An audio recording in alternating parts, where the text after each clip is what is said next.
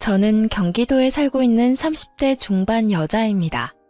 3년 전 자기 자식은 귀하면서 남의 집 귀한 딸은 종처럼 부려먹는 시모에게 한 방 제대로 먹이고 이혼해버렸는데요. 이혼을 해버리고 나니 이렇게 속 시원한 걸 그깟 이혼이 뭐라고 또 사랑이 뭐라고 그렇게 아닌 걸 참고 살았나 모르겠네요. 어쨌든 지금 이혼해서 더없이 만족스러운 삶을 살고 있으니 다 잘된 일이겠죠? 그러면 제 결혼 생활과 이혼에 관한 이야기를 시작해 보겠습니다. 저와 남편은 처음 소개팅으로 만나게 되었어요. 소개팅으로 만나 결혼까지 하게 된 그저 평범한 결혼이었어요. 그렇게 물 흐르듯 시간이 흘러갔고 저희는 어느새 결혼한 지 2년 차가 된 부부가 되었어요. 남편과 사이는 그럭저럭 괜찮은 편이었는데 단 한 가지, 저희 사이에 시누이만 끼었다 하면 다툼이 일어나곤 했어요. 처음부터 남편이 시누이 편만 들었던 건 아니었어요. 처음에 남편은 제 편만을 들어주며 시누에게 내 마누라 괴롭히지 마. 닭살이 돋는 말도 많이 하곤 했는데 시누이가 꽤 사는 집에 시집을 가며 변하기 시작하더라고요. 그 이유는 시누이가 알게 모르게 남편의 일에 도움을 주기 때문이었는데 시누이는 자기 남편을 살살 구슬려 남편의 일에 대해 조언도 하게 해주고 이런저런 도움을 주었다고 하더라고요. 그 덕에 남편은 언젠가부터 이런 말을 달고 살더라고요. 나 매형이 조언해준 덕분에 이번 사업 따는 거 알고 있지? 알고 보니 우리 거래처 사장도 매형이랑 아는 사이라고 하는 것 같더라. 누나한테 조금만 더 잘 보이면 내 인생 더 편해질 것도 같은데. 그러니까 당신도 누나한테 자꾸 뭐라고 하지 말고 잘 보여야 돼. 그런 도움을 받고 나니 남편은 다른 콩고물이라도 떨어질까 싶어 시누이에게 더 잘하기 시작했고 심지어는 눈치까지 살피더군요. 그러면서 자연스럽게 시누이와 제가 부딪히면 저를 홀대하기 시작했고요. 저 역시 시누이에게 무조건 막대한 건 아니었어요. 저 역시도 남편에게 도움을 주니 어떻게 해서든 잘 지내보려고 애썼지만 시누이가 저에게 하는 짓거리는 정말이지 참을 수 없을 만큼 치졸하고 사람 약을 올리는 행동이었어요. 시누이가 처음 저를 화나게 했던 것은 제 물건을 말도 없이 망가뜨리거나 가져가는 행동이었어요. 신혼집에서 가까운 곳에 살던 시누이는 이런저런 이유를 대며 저희 집에 오곤 했는데 사실은 제 물건을 가지고 가려고 그렇게 자주 왔나 싶을 정도로 제 물건을 묻지도 따지지도 않고 마구잡이로 가져가곤 했어요. 큰 건 가방부터 시작해서 작은 건 액세서리용 귀걸이까지 가져갔는데 비싼 건 비싸니 말이라도 꺼낸다고 하지만 몇천 원짜리 액세서리는 말도 못하고 속에서 열불만 터지기 일쑤였어요. 그래도 그때는 남편이 제 편을 들어주곤 했습니다. 아직도 기억나는 사건이 있어요. 시누이는 그날도 저희 집에 방문했고 급하게 집으로 간다며 집을 나서려고 하더라고요. 딱 보아도 지나치게 큰 가방에 무언가를 잔뜩 넣고 말이죠. 그걸 발견한 남편은 가려는 시누이를 붙잡고 이렇게 말했어요. 누나, 뭘 또 가져가는 거야? 내가 뭘 가져간다고 그래. 생사람 좀 잡지 마. 제대로 좀 숨기거나 그런 말을 해. 누나 가방 지금 터질 것 같다고. 제발 그러지 좀 마라. 내가 집사람 보기 창피해 죽겠다고. 돈도 잘 버는 사람이 왜 그렇게 남 물건에 집착을 해? 왜 그렇게 남 물건을 가지고 가냐고. 내가 언제 이건 그냥 예쁘길래 좀 빌려가는 거야. 한여름에 오리털 패딩 입을 일이 뭐 있다고 빌려간다는 말을 해? 그리고 빌려가는 것도 아니잖아. 빌려가는 건 주인한테 물어보고 가지고 가는 건데 누나 집사람한테 아무 말도 안 했잖아. 시누이가 가방 속에 숨긴 것은 다름 아닌 오리털 패딩이었어요. 그것도 더워서 절로 짜증이 나는 한여름에 말이죠. 시누이는 남편의 핀잔에 민망하면서도 화가 났는지 가방에 구겨 넣었던 패딩을 내팽개쳤어요. 치사하다 치사해. 더럽고 치사해서 안 가지고 간다고. 그래, 더럽고 치사하니까 앞으로도 좀 가지고 가지 마. 이렇게 제 편을 들어주던 남편이 참 든든했는데 어느새 남편은 제 편은커녕 형님 대변인 노릇만 하는 사람이 되었더군요. 그날도 형님이 다녀갔고 전 이런저런 집안일을 하느라 형님에게 잠시 시선을 뗀 사이 또 제 물건을 가지고 갔더라고요. 이번엔 립스틱이었는데 친구가 선물로 주며 립스틱에 각인까지 새겨줬던 터라 유난히 애정을 가지고 쓰던 것이었죠. 아, 진짜. 형님 또 가지고 갔어. 또 내 립스틱 가지고 갔다고. 그딴 립스틱 얼마나 한다고 이 난리야. 그리고 가지고 가고 싶어서 가지고 갔겠어? 누나가 어떤 집에 시집을 갔는데 그냥 색이 예뻐서 발라봤는데 어쩌다 보니 가방에 들어갔겠지. 속상했겠다. 누나가 왜 그랬지? 이 한마디가 그렇게 힘든 거였을까요? 전 그 한마디면 됐는데 남편은 끝내 제가 원하는 말은 해주지도 않고 말도 안 되는 이유를 붙여가며 신우이 대변을 하고 나서더군요. 립스틱에 발이 달린 것도 아니고 가만히 있는 신우이 가방에 그게 들어갈 리가 없다는 사실은 남편도 뻔히 알 텐데 저딴 말이나 하고 있으니 화는 더 올라오고 있었어요. 그걸 가지고 갔다고 하지 다르게 할 말 있다고 생각해? 그러지 말고 당신이 뭐라고 좀 해. 당신 말대로 형님은 부잣집에 시집 갔는데 왜 내 물건을 이리도 가지고 가는 거냐고. 아우, 됐어. 사람 치사해 보이게 그런 이야기를 어떻게 해. 그냥 내가 사줄게. 그거 얼만데? 가격이 중요한 게 아니라 선물 받은 거란 말이야. 몇 번 바르지도 않았고. 비싼 거면 내가 직접 형님한테 말했겠지. 매번 말하기도 좀스럽게 꼭 이런 거만 가져가니까 더 미쳐버릴 것 같아. 그만해. 다음에 내가 만나서 잘 이야기할 테니까. 이야기할 생각도 없으면서 저딴 말을 한다는 건 더는 이야기하고 싶지 않다는 남편의 신호였고 저 역시 그런 남편과 실랑이를 벌이고 싶지 않았기에 남편을 한번 쏘아보고선 입을 다물었어요. 그나마 그 모든 것을 참고 살 수 있었던 건 부잣집에 시집간 시누이가 시집살이하며 저희 집에 오는 날이 현저하게 줄었다는 것이었어요. 가끔 와서 작은 물건 하나씩 가져가는 정도야 예전에 비하면 아무것도 아니었기에 저도 큰 소리 내지 않고 그저 하소연이나 하며 넘길 수 있었던 거죠. 그런데 더는 하소연이나 하며 넘길 수 없는 일이 일어나고야 말았어요. 그날은 시누이가 또 갑작스럽게 저희 집에 들이닥친 날이었는데요. 저는 그 당시 임신 준비 때문에 집에서 쉬며 병원에 다니고 있었고 그 때문에 저 역시 조금은 예민한 시기였어요. 그날 역시 병원에 다녀와 집에서 쉬고 있는데 시누이가 장보러 나온 김에 들렀다며 집으로 들어오더라고요. 시댁이 오죽 답답했으면 장 본다는 핑계대고 우리 집에 왔을까 싶어 친절하게 대해주려고 노력했는데 그런 저의 마음을 아는지 모르는지 시누이는 시댁에서 당한 모든 것을 저에게 쏟아내기 시작했어요. 올케는 집에서 뭘 하길래 집이 이 모양이야? 날이 선 목소리를 보아하니 한바탕 깨지고 온 것이 분명하더라고요. 그렇지 않아도 앙칼진 시누이의 목소리가 2옥타브는 높아진 것 같았으니까요. 전 최대한 다툼을 피해보려 친절하게 대답하려 애썼어요. 집이 어떤데요? 어제 대청소했는데 제가 보기엔 깨끗한데요. 올케, 눈 나빠? 여기 머리카락 안 보여? 여기 머리카락 떨어져 있잖아. 시누이가 가리킨 쪽엔 긴 웨이브 머리카락이 떨어져 있었는데 대충 보아도 그건 시누이의 머리카락이었죠. 전 짧은 단발이었기에 저 길이의 머리카락이 떨어지려야 떨어질 수가 없었으니까요. 형님, 그건 형님 머리카락이잖아요. 그렇게 머리카락을 매만지니까 머리카락들이 버티겠어요? 그래? 어찌되었든 거슬리니까 얼른 치워. 어? 이거 못 보던 건데 새로 샀어? 시누이의 손가락의 끝엔 큰맘 먹고 퇴직금으로 산 명품 샌들이 있었고 전 순간적으로 아차 싶었어요. 뭐긴 뭐예요. 그냥 신발이죠. 이거 명품이잖아. 무슨 돈으로 샀냐고. 올케 혹시 집에서 놀고 먹으면서 내 동생 돈으로 사치 부리고 살아? 그 순간 확 성질이 올라오더라고요.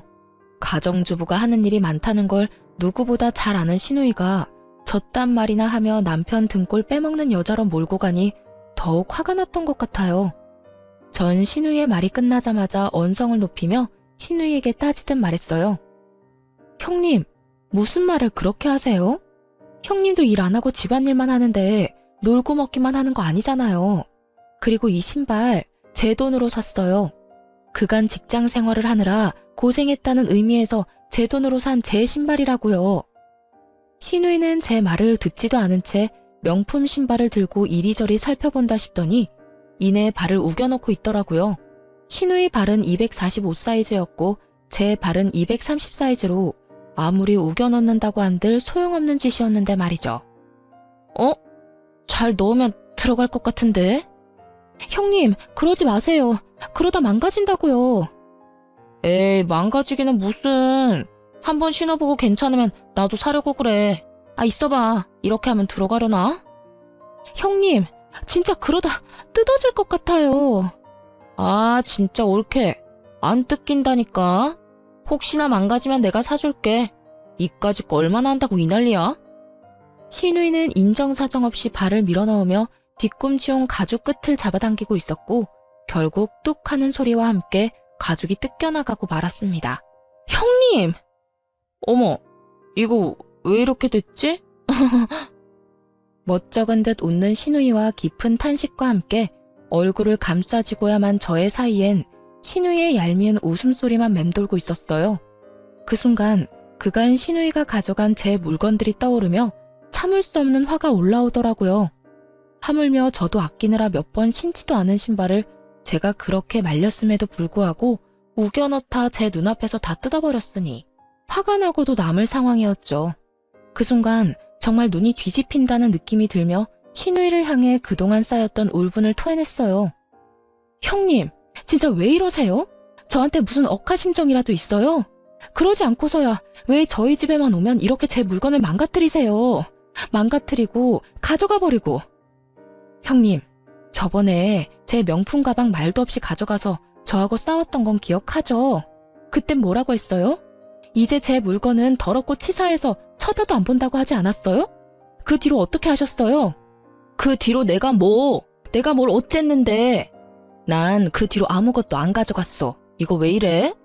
동서 그 정도 피해의식이면 병적인 거야. 병원에 가봐. 생사람 잡지 말고.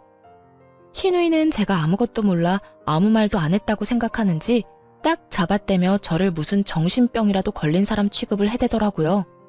저는 그 모습에 더 화가 나 더럽고 치사해서 말하지 못했던 물건들을 집어주며 신우이에게 따져 물었죠. 병원은 형님이 가보셔야죠. 그 정도면 제가 아니라 형님이 무슨 문제가 있는 거라고요. 립스틱, 향수, 머리핀, 스카프 등등. 뭐라고 하기엔 치사한 것들만 골라서 하나씩 가져간 거 제가 몰라서 참고 있는 줄 아세요? 말 그대로 그런 걸로 입대기 더럽고 치사해서 안 한 거예요. 그런데 오늘은 이게 뭐예요? 제가 하지 말라고 분명 말했잖아요. 아니, 옳게. 진짜 말 너무 심하게 한다. 내가 무슨 도둑년이야? 내가 또 언제 내 동생 집에만 오면 동서 물건을 가지고 갔다고 그래. 그러면 아니에요? 올 때마다 꼭 하나씩은 가져가시잖아요. 아니거든. 몇 번 안 가지고 갈 때도 있었거든. 언제요? 있긴 있었죠. 저나 남편한테 딱 걸려서 안 가지고 간 게 아니라 못 가져간 적은 여러 번 있긴 하죠. 옳게. 진짜 그런 식으로 말할 거야? 알겠어. 내가 더럽고 치사해서 옳게 물건은 쳐다도 안 볼 거야. 진짜야. 이까짓 것들 얼마나 한다고 이 난리를 부리는지 모르겠네. 그냥 선물 줬다고 생각하면 서로 편하잖아. 선물도 제 마음에서 우러나야 줄 수 있는 거예요. 형님 같으면 형님한테 선물 주고 싶겠어요? 그리고 매번 이까짓 거 그러는데 다른 건 다 됐고 얼마 되지도 않은 이까짓 신발 가격 문자로 보낼 테니까 오늘 내로 입금해 주세요. 조금 전까지만 해도 당장 돈을 붙일 것처럼 굴던 신우이는 막상 제가 정말 돈을 요구하자 눈을 동그랗게 뜨고 저를 보며 이렇게 말하더라고요. 뭐? 지금 나한테 가족끼리 신발값을 받겠다는 거야? 네, 형님이 이까지 신발 망가지면 사준다고 하셨잖아요. 사주는 거 대신 돈으로 주세요. 형님이 짝퉁을 사줄지 중고를 사줄지 제가 어떻게 알고 신발로 받겠어요? 그러니까 돈으로 입금해 주시고 오늘은 이만 가주세요. 지금 당장 가달라고요. 저는 신우이를 밀어내며 닥달했고 신우이는 그런 제 행동이 어이가 없다는 듯 들고 있던 신발을 제 얼굴에 던져버리고 집을 나가버리더라고요. 그 순간 정말 생각 같아선 신발로 뒤통수를 날려버리고 싶은 걸 얼마나 참았나 모릅니다. 그래서 신우이가 돈을 보내줬냐고요? 아니요. 신우이는 끝끝내 돈을 붙여주지 않았고 그 후론 연락도 저희 집에 발걸음도 하지 않았어요. 고가의 신발값을 받지 못한 건 짜증도 나고 화도 나긴 했지만 빌어먹을 시누이를 안 보는 걸로 그 값을 대신한다고 생각하기로 했습니다. 그렇게 생각해야만 제 화를 다스릴 수 있을 것 같았거든요. 생각보다 시누이가 오지 않는다는 확신에서 주는 심적 안정과 평화로움은 더 달콤했습니다. 이런 컨디션이라면 그렇게 노력해도 안 되던 임신도 당장 될 것만 같은 기분마저 느껴졌어요. 그렇게 평화로운 시간이 지나고 있었는데 어느 날은 시모에게 시댁으로 오라는 연락이 왔더라고요.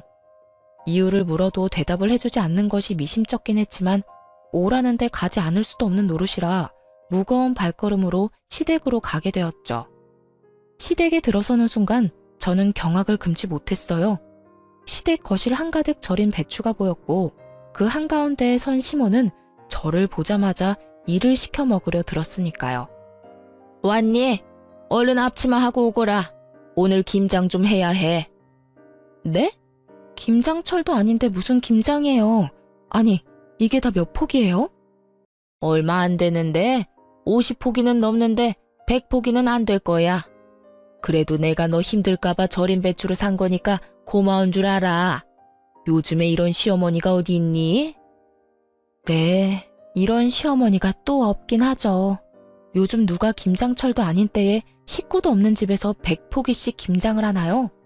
심지어 저희 집 김치냉장고엔 김치가 가득한데 말이죠. 제가 알기론 시댁에도 남은 김치가 절반은 넘게 남았던 걸로 아는데 갑자기 김장이라고 하니 의아한 기분이 들었어요. 그런데 어머님, 갑자기 웬 김장이에요? 어머님네 김치도 아직 많이 남았잖아요. 어머님도 그렇고 남편도 그렇고. 김치 별로 안 먹어서 먹을 사람도 없는데 이만큼이나 해서 어쩌시려고 이렇게나 많이 하세요? 우리 먹을 거 아니다. 네 형님 줄 거야. 그 망할 옆에 내가 글쎄 내 딸한테 혼자 김장을 해라고 했다지 뭐니. 김장철도 아닌데 김치는 무슨 김치야. 그 옆에 내가 남의 집 귀한 딸을 부려먹어도 적당히 부려먹을 생각을 해야지. 아니, 내 딸이 뭘 잘못했다고 그렇게 괴롭히는지 모르겠다니까. 고이한 노인네가. 정말 헛웃음이 나오지 않나요? 저도 친정에선 오빠 3명의 딸 하나로 어렵게 얻은 귀한 고명딸인데 시모가 이런 사실을 잊고 있는 듯 하더라고요. 그러니 남의 집 귀한 딸인 저한테 심지어는 저희가 먹지도 않을 김장을 시키며 사돈을 저리 욕하는 걸 보아하니까요. 그래서 저 역시 귀한 고명딸임을 알려주기로 했어요. 그러게요. 사돈 어르신 너무했네요. 김장철도 아닌데. 남의 집 귀한 딸한테 김장 100포기가 무슨 짓이래요? 그렇죠, 어머님? 내 말이 그 말이야. 오랜만에 네가 대화가 통하는구나. 이게 말이 되는 일이야? 하여튼 그 옆에 내 상식도 없고 아주 심보가 고약하다니까. 아유, 일단 얼른 서두르자. 좀 있으면 네 형님 올 거야. 그 전에 우리가 대충 마무리해야 걔는 편히 쉬다가 가지. 그런데 어머님, 저도 저희 집 귀한 딸이에요. 남자만 득실한 집에서 빌고 또 빌어 낳은 귀한 고명딸이라고요. 그런데 그 귀한 고명딸을 어머님께서 김장을 시키시네요? 그것도 형님네 김장을요. 어머님 생각엔 제가 이걸 해야 한다고 생각하세요? 제 말을 들은 시모는 당황하기는커녕 누구보다 태연한 목소리로 이렇게 말하더군요. 넌 내 며느리지 않니? 당연히 해야지. 네 시누이랑 너랑 같니? 그 순간 아 하고 깨달음을 얻었어요. 더는 이렇게 살면 안 되겠다는 깨달음이었죠. 시모도 처음부턴 이러지 않았습니다. 물론 조금은 시집살이는 있었지만 남들 다 겪고 사는 선을 지키는 적당한 시집살이였어요. 그런데 형님이 시집을 가며 시모도 점점 변하기 시작하더니 잘못한 것도 없는 저를 못 잡아먹어 안달인 사람이 되더라고요. 시집살이를 당하는 시누이를 보며 자신이 너무 착하게 저를 대했다고 생각했는지 시누이가 당하고 오는 날엔 시누이가 당한 그대로 저에게 해버리는 경우가 종종 있었어요. 그간에는 어떻게 해서든 참아보려고 했는데 더는 참을 수가 없는 지경이었죠. 어머님, 똥 묻은 개가 겨 묻은 개 나무란다는 말 아시죠? 그래, 알지. 그런데 그 말은 갑자기 왜? 지금 어머님한테 제가 하고 싶은 말이에요. 형님이 그리 아깝고 귀하다는 분이 왜 저는 그렇게 식모 부리듯이 부리세요? 사돈어른이 고약하다고요? 어머님도 지금 만만치 않아요. 뭐? 너 지금 뭐라고 했니? 나보고 고약하다고 했니? 어디 그딴 옆에 내하고 같은 취급을 해? 아, 제가 실수했네요. 어머님은 사돈어른보다 더 심해요. 진짜 기가 막혀서. 제가요, 내리사랑은 들어봤어도 내리김장은 듣도 보도 못했네요. 어떻게 형님 김장을 저한테 다 하라고 할 수가 있어요? 제가 무슨 혹은 줄 아세요? 제가 이 집 식모라도 되는 줄 아냐고요. 차라리 식모가 저보다는 낫겠네요. 식모는 월급이라도 받고 그동안 수고했다는 말이라도 듣는데 저는 오로지 욕만 먹으니까요. 어찌되었든 전 이 김장 절대로 못하니까 이 김치들 삶아 먹든 구워 먹든 형님이랑 둘이 함께 잘 해결해 보세요. 인연이 진짜 네가 시어미한테 못하는 말이 없어. 어디 시댁 무서운 줄 모르고 입에서 나오는 대로 뱉어내고 있는 게야. 그리고 네가 한다 만다 결정할 수 있는 문제라고 생각하는 거니? 너는 그냥 내가 시키면 그 입 뻥끗도 하지 말고 시키는 대로 다 하면 돼. 알겠어? 제가 어머님이 기르는 똥개라도 되는 줄 아시나 본데 동물도 어머님처럼 괴롭히면 확 물어버려요. 그건 아시죠?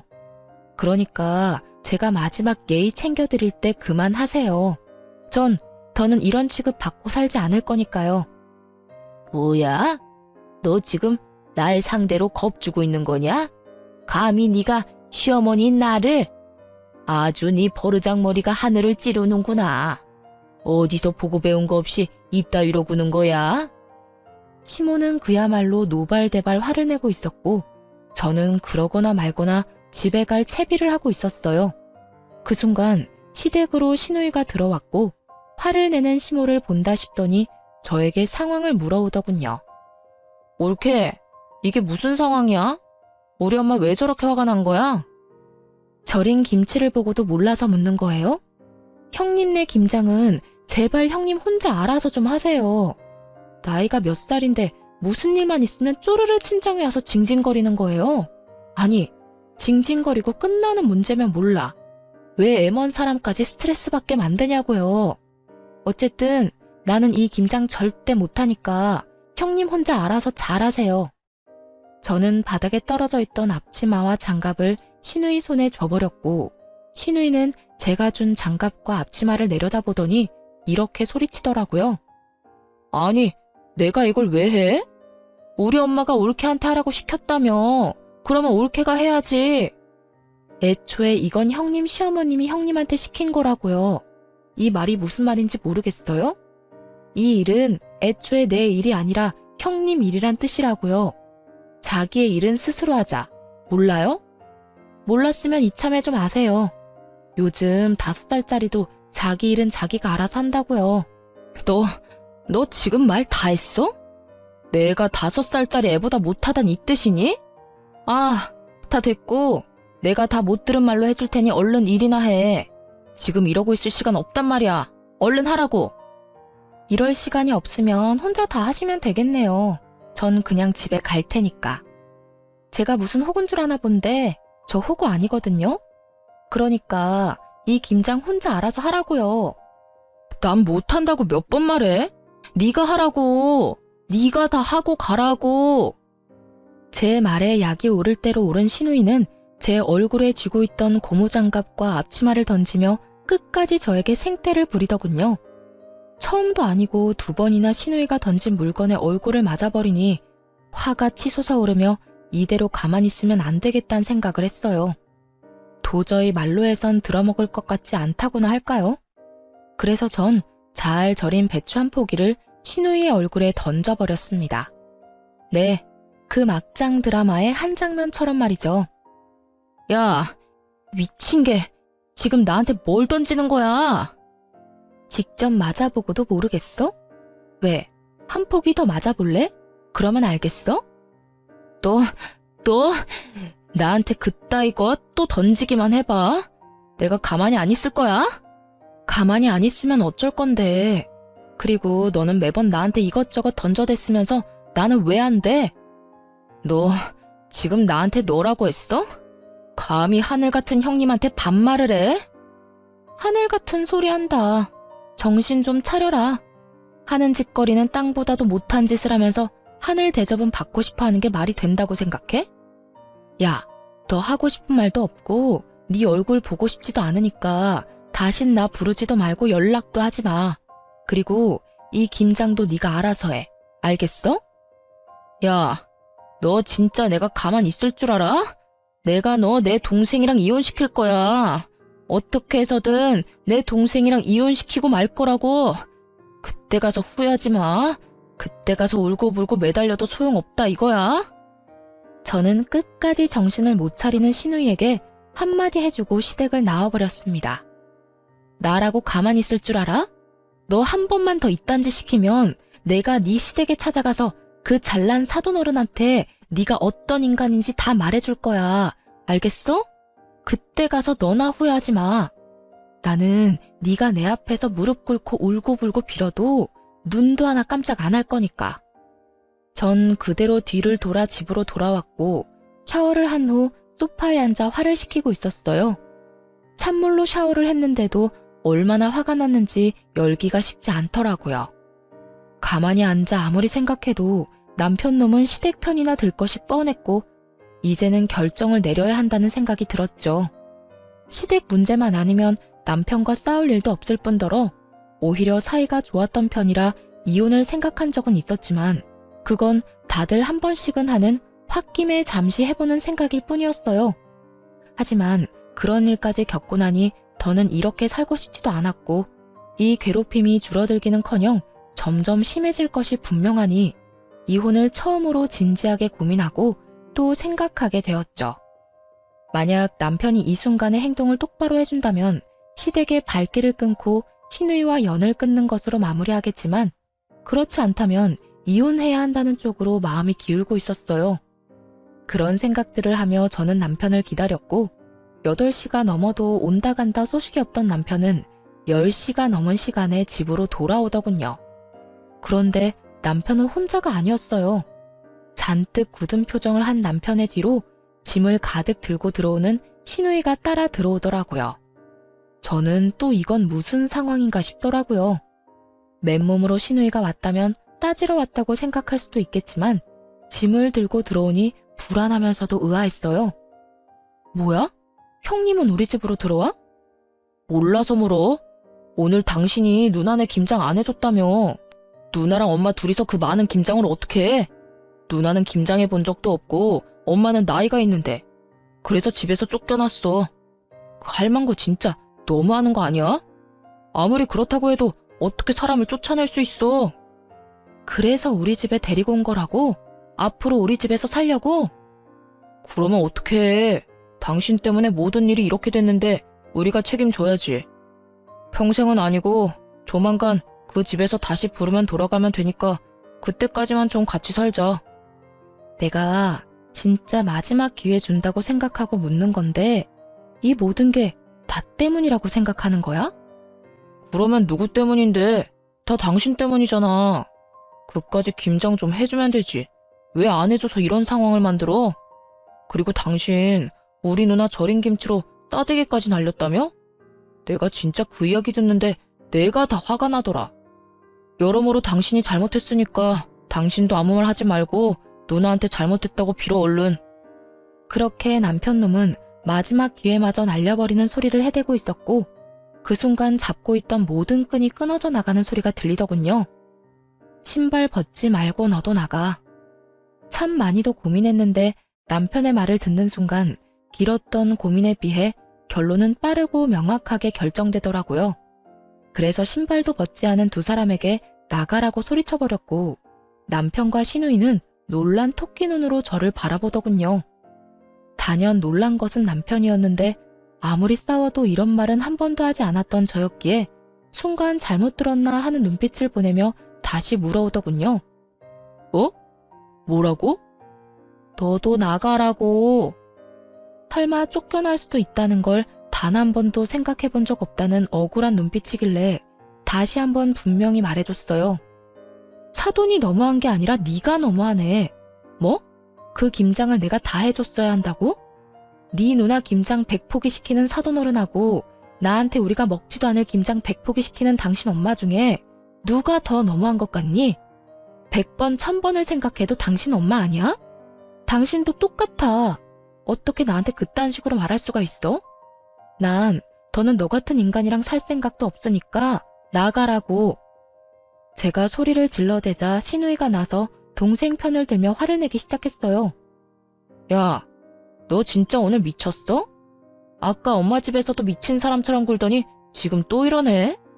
네가 뭔데 내 동생한테 나가라 말아야. 너 정신 못 차려? 누가 누구한테 혼수질인지 모르겠네 진짜.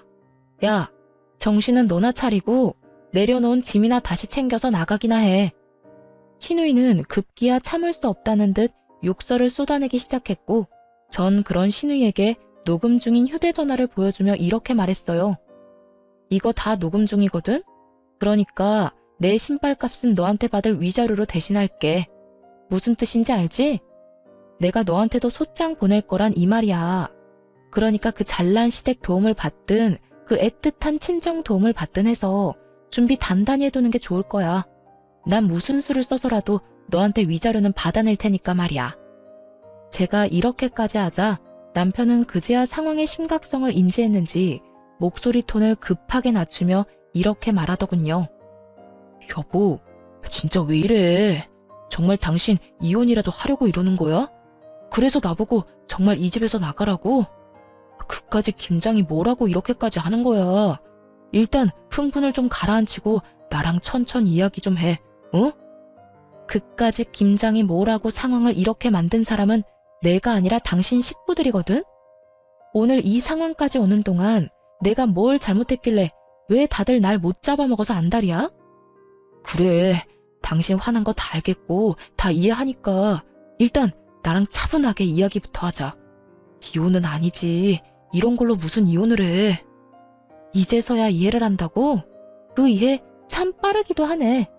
그런데 어쩌냐? 난 참을 만큼 참았고 더는 참을 노력도 인내도 남아있지 않으니까 그냥 이혼해. 이런 일로 이혼이 될지 안 될지는 법원에서 가려줄 테니까 그냥 이혼하자고. 그리고 이 집에서 당장 나가. 저는 남편과 신우이를 밀어냈고 신우이는 끝까지 못 나간다며 되려 저에게 나가라며 고함을 고래고래 질러대더군요. 야, 밀지 마. 밀지 말라고. 그리고 나가려면 네가 나가야지 왜 우리가 나가? 여기 내 동생 집이거든? 난 절대 못 나가니까 네가 나가. 야, 땡전 한 푼 없는 네가 시집은 어떻게 갔을 것 같은데? 아, 우리 시댁에 돈 없는 거 너도 뻔히 알지 않아? 네 시집 자금 우리 집에서 나온 거야. 아니, 정확히는 네 동생 돈이겠네. 네 동생이 네 시집 자금 대준 대신 이 집 명의 내 명의로 해줬다 이거야. 어차피 이 집 마련할 때 내 돈이 더 많이 들어가서 나한테 지분이 더 많긴 했지만 이젠 온전히 내 집이란 이 말이지. 그러니까 당장 꺼져. 네, 그래요. 신우이는 시집 갈 때 모은 돈이 별로 없었고 시댁에서도 도와줄 형편이 되지 않았어요. 어떻게 해야 할지 고민이 많던 시기에 남편이 신우이의 시집 자금을 주게 된 것이었죠. 거기엔 제 돈도 적잖게 들어가 있던 터라 신우이에게 자금을 주는 대신 집 명의를 제 앞으로 돌려주었던 것이었어요. 이게 정말 사실이야? 너 집 명의 쟤한테 넘겨줬어? 너 미쳤어? 집을 넘겨주면 어떡해? 이제 우리 어디 가서 살려고? 그러면 어떻게 하냐? 누나가 그때 돈 내놓으라고 난리 부렸잖아. 나한테 그런 큰 돈이 있을 리도 없고 있다고 한들 집사람이랑 같이 모은 돈뿐인데 누나 시집은 보내야 하니까 그랬지. 나라고 뭐 집까지 넘기고 싶어서 넘긴 줄 알아? 야, 그러게 내가 집사람 좀 적당히 괴롭히라고 했잖아. 그러다 나 이혼당하면 큰일 난다고. 집까지 넘긴 줄은 몰랐지. 그런 사실은 빨리 말했어야지. 나는 누나 속상할까봐 그랬지. 그리고 누나가 부잣집 시집 갔으니까 언젠가는 다 돌려줄 거라고 생각하기도 했고 누가 이렇게 될 줄 알았나? 이제 어떻게 해? 우리 진짜 어떻게 하냐고. 그제야 모든 사실을 알게 된 신우이는 망연자실한 얼굴로 중얼거리고 있었고 전 그런 두 사람을 있는 힘껏 밀어 집에서 내쫓아버렸어요. 쫓기는 그 순간에 신우이는 이대로 쫓겨났다간 정말 큰일이다 싶었는지 제 다리를 붙들고 울고불고 하며 매달리더라고요. 옳게 이대로 사람을 내쫓으면 어떡해. 이 야밤에 어딜 가라고. 우리 정말 갈 데가 없어. 이런 꼴로 친정에 갈 수도 없는 노릇이고 정말 갈 데가 없다고. 그러니까 일단 들여보내줘. 들어가서 내가 잘못을 빌든 다신 옳게 괴롭히지 않겠다는 각서를 쓰든 뭐든 할 테니까 일단 집에만 들어가게 해줘. 이제 와서 이래도 아무 소용 없거든? 난 무조건 이혼할 거고 이혼할 마당에 너희 오갈 데 없는 것까지 걱정해주게 생겼어? 넌 아직도 내가 호구로 보이니? 내가 언제 올케를 호구로 봤다고 그래. 내가 정말로 올케한테 했던 모든 행동이 미안해서 그래. 너무 미안해서 정식으로 사과라도 하고 싶어서. 그러니까 일단 들어가서 이야기하자. 그래? 그러면 그 진심은 눈꼽만큼도 없는 사과 받은 걸로 칠 테니까 이만하시고 좀 꺼져주세요, 형님. 전 신우이를 뿌리치고 문을 닫아버리곤 도어락 건전지를 빼버렸죠. 밖에선 문을 두드리며 이야기 좀 하자고 난리가 났지만 전 그런 두 사람에게 조용하지 않으면 경찰에 신고해버리겠다고 엄포를 놔버렸어요. 그 후 두 사람은 시댁으로 가버렸고 그렇게 이혼을 진행하게 되었습니다. 전 이혼 준비와 함께 시모와 신우이에게도 소장을 보내버렸어요. 신우이에겐 대화 녹음 파일과 저에게 보내왔던 욕설 가득한 문자가 있었고 시모에겐 그간 저에게 보냈던 문자들이 가득했어요. 전 위자료를 다 받아내고 이혼을 할 수 있었고 이혼을 하는 그날까지도 전 남편은 저에게 끝까지 매달리더군요. 여보, 정말 이대로 이혼할 거야? 우리가 이혼할 이유가 없잖아. 우리 누나 아니면 싸울 일도 없었고 사이도 좋았잖아. 그런 우리가 왜 이혼해야 해? 그러니까 이혼하는 거야. 당신은 아무것도 모르니까. 당신 누나 아니면 싸울 일이 없으니까 나도 그래서 참고 살았어. 그런데 당신 누나 아니면 싸울 일이 없다는 건 당신이 당신 누나 하나 막아주지 못하고 있다는 것도 되더라. 당신은 뭐 했니? 내가 당신 누나한테 당하고 괴롭힘 당할 때 당신은 뭐 했냐고. 처음 우리 신혼 때 내 편 들어준 거? 그래봤자 몇 개월이나 된다고. 그 뒤로 당신 그냥 방관자일 뿐이었어. 난 혼자 다 참았고 결국 나 혼자 다 해결하고 당신하고 이혼하는 거라고. 그러니까 더는 이러지 마. 여보, 내가 다 잘못했어. 그러니까 다시 한 번만 생각해주면 안 될까? 내가 진짜 잘할게. 내가 이제 당신 지켜줄게. 웃기지 마. 내가 당신을 몰라? 지금은 잘못했다고 빌겠지. 그러다 내 화 풀리면 당신은 당신 누나 우리 집으로 데리고 오고도 남을 사람이야. 지금도 당신 오갈 데 없이 부모님 집에 다시 들어가게 생기니까 나한테 이렇게 매달리는 건 모를 줄 알아? 그것뿐이야? 당신 전 재산 누나한테 다 줘버렸는데 그거마저도 다 물거품 되게 생겼으니까 나한테 이러는 거 아니야. 나 바보 아니야. 나 더는 참고 살진 않을 거라고. 그런 거 아니야. 나 절대로 우리 누나 집으로 데려오지 않을 거고 당신이 시키는 건 뭐든지 할 거야. 당신이 싫다는 건 절대로 안 하고 말이야. 그러니까 다시 한 번만 나한테 기회를 줘. 이렇게 헤어지는 건 정말 아니잖아. 전 남편은 끝까지 그런 게 아니라며 매달렸지만 전 그런 전 남편을 뿌리치고 돌아왔습니다. 그 후 위자료 문제 때문에 전 남편과 연락할 일이 있어 차단을 하고 있지 않았는데 전 남편에게 전화가 오더군요. 술에 잔뜩 취한 목소리였는데 결국 전 시누이가 이혼까지 하게 됐다며 저에게 따져묻기 시작했어요. 야, 너 때문에 우리 누나 결국 이혼했다. 네가 그 빌어먹을 김장 안 해줘서 이혼했다고. 김장 안 했다고 당할 이혼이면 차라리 잘한 이혼이라고 생각하고 살라 그래. 고작 김장 때문에 이혼당했겠어? 네 누나가 그 집에 속인 게 한두 가지가 아닐 텐데. 그래, 너 잘났다. 네 말대로 우리 누나 대학은 졸업도 못한 데다 나이트나 다니다 결혼한 거 다 들켜서 결혼했다. 그런데 그거 다 들킨 것도 너 때문이야. 네가 누나 시댁으로 소장 보내는 바람에 이사달이 난 거잖아. 전 시누이는 그 잘난 집에 시집을 갈 때 대학 졸업은 물론이고 회사 생활을 하며 신부 수업을 열심히 받고 있다고 속였는데 실상은 그렇지 않았죠. 졸업은커녕 꼴랑 한 학기만 겨우 다니고 말도 없이 휴학을 해버렸고 그 후론 나이트란 나이트는 다 휩쓸고 다니며 나이트에서 신부 수업을 하다 시집을 간 것이었어요. 한동안은 잘 숨기고 살았는데 제가 이혼을 하며 소장을 보내버렸고 그 소장을 본 시댁에서 무언가 석연치 않다고 생각했는지 뒤늦게 전 시누이의 뒷조사를 하게 된 것이었습니다. 그제야 안 사실인데 전 시누이는 결혼을 하고도 정신을 못 차렸는지 친정 핑계를 대며 나이트도 들락날락거렸다고 하더군요. 그러니 이혼은 당연한 결과였고 위자료까지 뱉어내고 이혼을 했다 하더군요. 전 남편은 전 시누이가 한 짓은 생각도 하지 않고 무조건 제 탓을 하며 여전히 고함을 질러대더군요. 잘못했다며 애절하게 매달리던 사람 어디 갔나 싶었어요. 야, 이게 네 본 모습이야. 알겠니? 무슨 일만 생기면 네 가족 허물은 덮어놓고 무조건 내 탓만 하는 이게 네 본 모습이라고. 그래, 이게 내 본 모습이다. 네가 어쩔 건데 어쩔 거냐고. 그리고 너 우리 누나 어떻게 할 거야? 우리 누나 어떻게 책임질 거냐고. 우리 누나 다시 매형이랑 붙여줄 거 아니면 우리 누나 위자료라도 내놔. 돈이라도 내놓으라고. 너 진짜 제정신 아니구나. 내가 왜 돈을 줘야 하는데.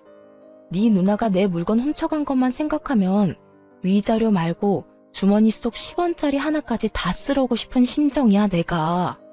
그런데 나한테 돈을 내놓으라고? 나한테 헛소리 좀 하지 말고 술에 취했으면 잠이나 자고 정신이 아프면 병원이나 가. 요즘 정신병원 다니는 거 부끄러운 일도 아니니까. 야, 너 지금 나한테 정신병원 가라고 했냐? 너 지금 나 미친 사람 취급한 거냐고. 지금 꼴이 딱 미친 사람 꼴이잖아. 다 당신 생각해서 하는 말이니까 병원은 꼭 가봐. 상태가 심각해 보인다. 그리고 다신 나한테 연락하지 마. 끊을게. 전화를 끊어버린 저는 바로 전 남편을 차단해버렸고 위자료에 관련된 모든 사항은 변호사께 위임하며 잘 마무리하게 되었습니다. 그 후 들려오는 소식엔 전 남편과 이혼당한 전 시누이는 전 시댁으로 들어갔다 하더군요. 전 시모 속도 알만하더군요.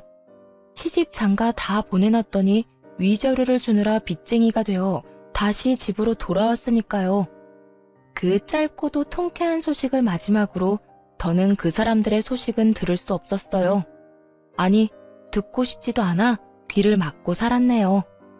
그 후 전 집값이 많이 오른 집을 처분하고 혼자 살기 편한 작은 집을 얻어 잘 살고 있어요.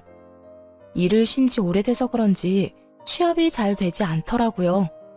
사연을 들어보면 제 취업도 턱턱 잘들 하시던데 저는 그렇진 않았어요. 그래서 엎어진 김에 쉬어간다고 생각하며 휴식기를 보내며 미래를 고민하게 되었고 고민한 결과 작은 가게를 차리게 되었어요.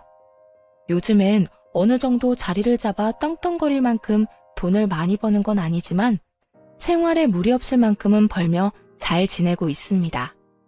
전 앞으로도 이렇게 소소하게 지내며 큰 욕심 부리지 않고 그저 평범하게 살아보려고 해요.